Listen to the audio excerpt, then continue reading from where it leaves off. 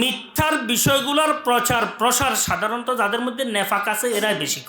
বেশি করে যারা নাকি আমরা তো এখন গ্রুপ আছে মিথ্যা একটা আসছে চট করে গ্রুপের কাছে পাঠাই ওই গ্রুপের আবার গ্রুপ আছে এক গ্রুপে তো 100 গ্রুপে চলে গেছে তাহলে মূলে তো আমিও আছি এই যে একটি অপপ্রচার করলাম বাস্তব হইলেও তো এটা গুনাহ বাস্তব দোষ যদিও হইলেও তো এটা কি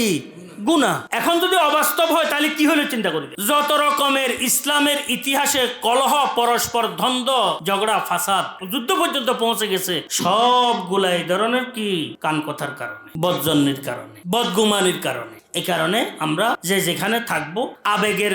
বসে কোনো কথা বলবো না আবেগের বশীভূত হয়ে কোনো বিষয়কে মাথায় রাখবো না আমি কোনো ঠিকাদারি নেই কিসে পাইছে আমি দ্বীনি খেদমতের সাথে আল্লাহ পাক আমাকে লাগায় রাখছেন এটা আল্লাহ পাকের মহজ ফজল করম লেগে থাকা যেন আখিরাতের কামিয়াবির জরিয়া হইয়া যায় এমন যেন না হয় লেগে থাকা জাহান্নামের কারণ হয়ে দাঁড়ায়।